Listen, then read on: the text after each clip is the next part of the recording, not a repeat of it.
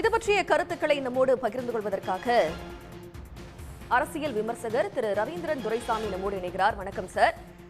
டெல்லிக்கு சென்று அமித்ஷாவை சந்தித்த பிறகு தற்போது செய்தியாளர்கள் மத்தியில் செங்கோட்டையன் பேசியிருக்கிறாரு. மீண்டும் அதிமுகவை ஒருங்கிணைப்பதற்கு அவர்கள் நடவடிக்கை எடுக்க வேண்டும் அப்படின்னு தான் அவர் வலியுறுத்தி இருக்கிறாரு. இது பற்றி உங்களுடைய முதற்கட்ட கருத்துக்கள், இந்த சந்திப்புக்கு ஏதாவது பலன் கிடைக்குமா?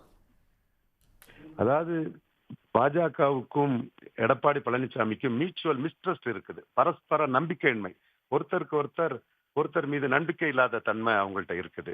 பாஜக பல மாநிலங்கள்ல மாநில கட்சிகளை விழுங்கினது மாதிரி தங்களை விழுங்கிருவாங்களோ, இந்துத்துவாவுக்குள்ள தங்களை மூழ்கடிச்சு பாஜக அதிமுகவை பலகீனப்படுத்தி வளர்ந்து விடுவாங்களோ என்ற அச்சம், இதனால் அதிமுகவின் வாக்கு வங்கி பாதிச்சு விடும் என்ற அச்சம் எடப்பாடி பழனிசாமிக்கு இருக்கிறது.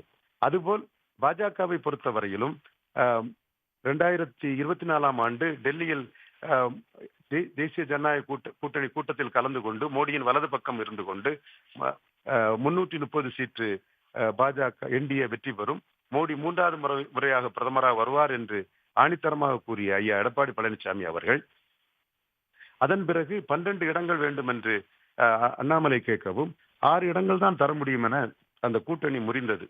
அதே போல் நகர்ப்புற உள்ளாட்சியிலும் 5% இடம் கேட்ட போது 2% தான் தர முடியும் என்று கூறி அந்த கூட்டணி முறிந்தது. இதுபோல் மீண்டும் எடப்பாடி சீட்டு தகராறில் பிரச்சனை செய்வாரோ என்ற எண்ண ஓட்டம் பாஜகவுக்கு இருக்கிறது. அந்த வகையில் செங்கோட்டையன் போன்றவர்களை பயன்படுத்தி 2 இரட்டை இலைக்கு ஒரு தாமரை வாங்கிவிட வேண்டும், தாங்கள் எடுத்த 11.4% வாக்குக்குரிய இடத்தை பெற்றுவிட வேண்டும் என்று அமித்ஷா கருதுகிறார். அதனால்தான் அதிமுகவின் பலம் என்று 21% இரட்டை இலையில் புதிய தமிழகம், முபாரக் இவர்களை சேர்த்து எடுத்த 21% என்றும், என்டிஏ இன்னைக்கு அந்த கட்சிகள்லாம் இல்லை என்றாலும் கூட 18%ஐயும் அமித்ஷா குறிப்பிட்டு பணத்திற்கேற்ற பங்கீடு என்ற ஒரு இதை அவர் வலியுறுத்த நினைக்கிறார் அமித்ஷா. எடப்பாடி பழனிசாமி அதற்கு தயாராக இருக்க மாட்டார். இதுவரையே டப் பார்கெனராக செயல்பட்டவர்.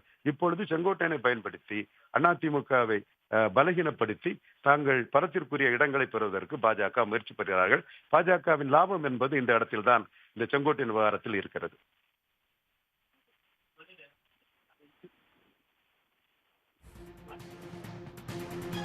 தங்களோட கருத்துக்களுக்கு மிக்க நன்றி திரு ரவீந்திரன் துரைசாமி.